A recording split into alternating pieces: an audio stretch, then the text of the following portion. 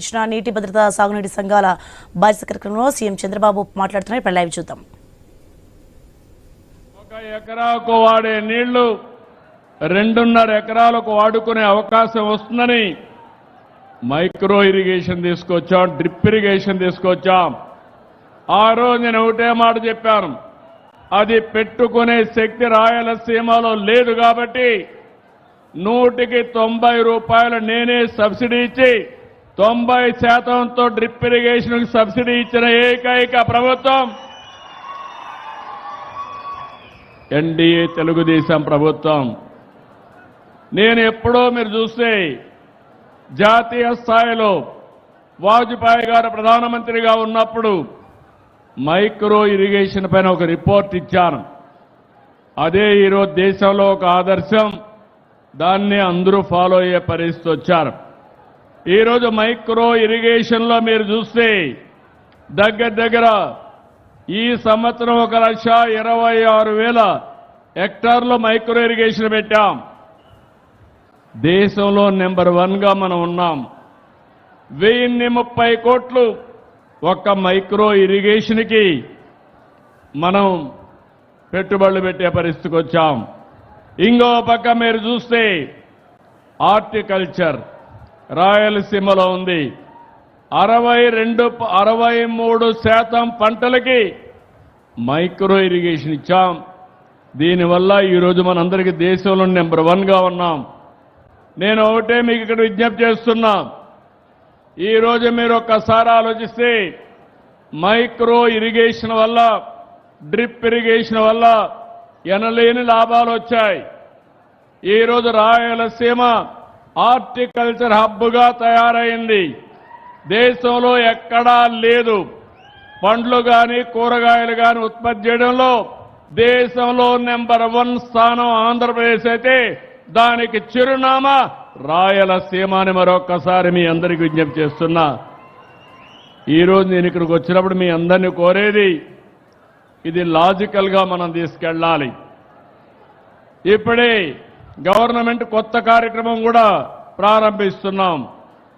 రాబోయే 6-7 సంవత్సరాల్లో దగ్గర 30,000 కోట్ల రూపాయలు ఖర్చు పెట్టి, గవర్నమెంట్ 30,000 కోట్లు ఖర్చు పెడితే ఒక 70,000 కోట్ల రూపాయల ప్రైవేట్ ఇన్వెస్ట్మెంట్ తీసుకొచ్చి ప్రపంచానికి రాయలసీమని ఒక హార్టికల్చర్ హబ్గా తయారు చేసే బాధ్యత ఈ ప్రభుత్వం తీసుకుంటున్నాం. అయితే ఇది జరగాలంటే నీరు కూడా శ్రద్ధ పెట్టాల్సిన అవసరం ఉంది. 21 నెలలు ఎన్నో మార్పులు తీసుకొచ్చాం.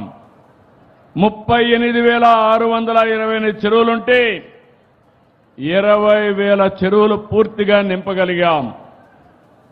మామూలుగా రాష్ట్రం గత ఏడాది అయితే 10.62 మీటర్లు లోతులో ఉండే భూగర్భ జలాల్ని 8.7 మీటర్లు తగ్గించాం.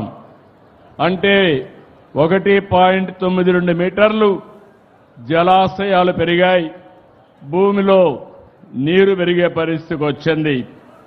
ఈరోజు కూడా మీరు చూస్తే 40% రాష్ట్రమంతా 3.8 మీటర్లో ఉంది. ఇంకో పక్కన ఈరోజు మీరు 24% 3 మీటర్ల కంటే కిందనే ఉంది. మిగిలింది 8 మీటర్ల కంటే పైనుండే పరిస్థితి ఉంది. ఇంకొక పక్కన మీరు చూసినప్పుడు ఈరోజు ఈ జిల్లాలో మీరు చూస్తే అనంతపురం జిల్లాలో 2024 ఏప్రిల్లో 13.36 మీటర్లుంటే ఈ రోజున 11.25 మీటర్లంటే 2.11 మీటర్లు పెరిగి భూగర్భ జలాలను పెంచే బాధ్యత తీసుకున్నామని చెప్పి కూడా నేను మీకు తెలియజేస్తున్నా. నేను ఒకటే మీ అందరికీ విజ్ఞప్తి చేస్తున్నాను, ఈరోజు నీటి భద్రత కోసం వచ్చాను. నేను కొన్ని ప్రయోగాలు కూడా చేశాం. అన్నమయ్యలో ఒక ప్రయోగం చూస్తే జలధార కింద, జలసిరి కింద పెద్ద ప్రయోగం చేసి ఒకే సంవత్సరం 8 మీటర్ల భూగర్భ జలాలు పెంచగలిగారు. ఒక ప్రజా ఉద్యమంగా చేయగలిగారు. ఇప్పుడు మీకు అందరికీ విజ్ఞప్తి చేస్తున్నా, నేను ఈ రాష్ట్రంలో నీటి ఎద్దడి లేకుండా చేయడానికి నేను మీకు అందరికీ అండగా ఉంటా, తోడుగా ఉంటా. ఇది సమిష్టిగా సాధిస్తామని మరొకసారి అందరికీ విజ్ఞప్తి చేస్తున్నాను. ఇప్పుడే అశ్మిత్ రెడ్డి గారు ఒక మాట చెప్పాడు. ఆయన చెప్పింది మీరు ఒకసారి చూస్తే, ఒకప్పుడు నీటి కోసం కొట్లాట్లు ఇప్పుడు కూడా ఉన్నాయి. కానీ మొట్టమొదటిసారిగా ఎన్టీ రామారావు గారు వచ్చిన తర్వాత రాయలసీమకు కృష్ణా నీళ్లు ఇవ్వాలని హంద్రి నీవా, తెలుగు గంగ, నగిరి గాలేరు ఇలాంటివన్నీ కూడా తీసుకొచ్చాడు. నేను ఆ విషయం కూడా మీకు ఒకసారి చెప్తాను. ఈరోజు మీరు ఒక పని చూస్తే ఒక ఆలోచన చేయాలి మీరందరూ. అన్నమయ్య జిల్లా ఇప్పుడే చెప్పాను, ఆ జిల్లాలో 5.71 మీటర్లు 5.71 టీఎంసీ నీళ్లు భూగర్భ జలాలు పెరిగాయి. 20,000 బోర్లలోకి నీళ్లు వచ్చాయి. ఇంకో పక్క 30-40% బోర్లలో విద్యుత్ తగ్గింది. 96 కోట్ల రూపాయలు ఒక జిల్లాలో కరెంటు ఆదా అయ్యే పరిస్థితి వచ్చింది. నీళ్లు పైకొస్తే కరెంటు వాడకం తగ్గుతుంది. దానివల్ల ఆ డబ్బుల్ని వేరే సంక్షేమ కార్యక్రమాలకు ఖర్చు పెట్టే పరిస్థితి వస్తుంది. ఇంకో పక్కన మీరు చూసినప్పుడు ఒకప్పుడు అనంతపురం జిల్లాలో చెట్లే ఉండేటివి కాదు, కొండలన్నీ పోడుగా ఉండేటివి. ఇప్పుడిప్పుడే ఎక్కడికక్కడ చెట్లు కూడా బాగా వచ్చే పరిస్థితి వస్తూ ఉంది.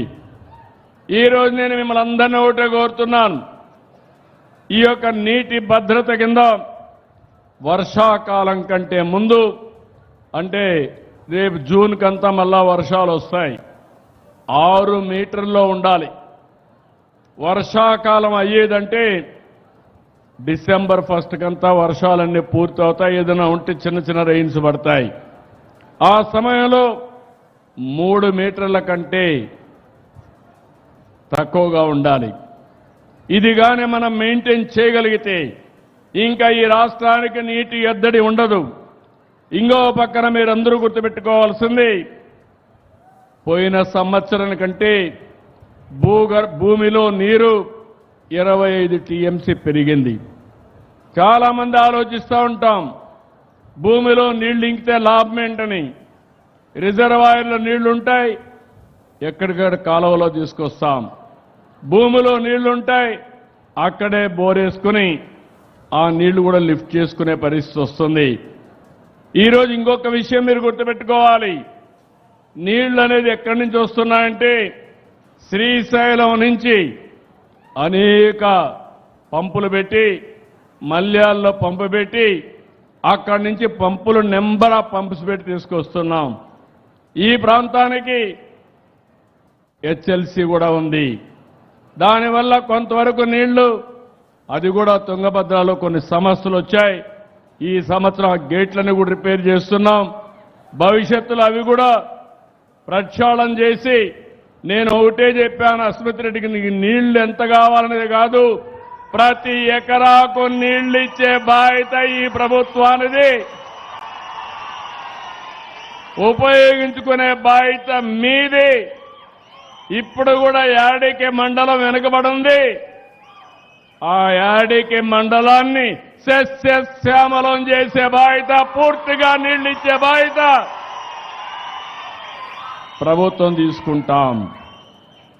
ఈరోజు మీరు చూస్తే మొత్తం రాష్ట్రం ఒక ఖరీఫ్కి 547 టీఎంసీ కావాలి, రబీకి 343 టీఎంసీలు కావాలి, మొత్తం 890 టీఎంసీలు కావాలి, పరిశ్రమలకు 28 కావాలి, త్రాగునీటికి 157 కావాలి. మొత్తం మీరు ఒకసారి చూస్తే 1300 టీఎంసీ నీళ్లు కావాలి. వర్షం ద్వారా నీళ్లు వస్తాయి, పై నుంచి వర్షాలు పడితే నదుల ద్వారా నీళ్లు వస్తాయి. ఈరోజు మీరందరూ గుర్తుపెట్టుకోవాల్సింది, ఈ సంవత్సరం 74 టీఎంసీ నీళ్లు అనంతపురం తీసుకొచ్చామంటే ఒక పక్కన పోలవరం దగ్గర గోదావరి నుంచి పట్టిసీమ కట్టాం. పట్టిసీమలో నీళ్లు లిఫ్ట్ చేసి నేరుగా కృష్ణా డెల్టాకు తీసుకొచ్చాం. కృష్ణా డెల్టాలో వాడే నీళ్లు రబీకి ఖరీఫ్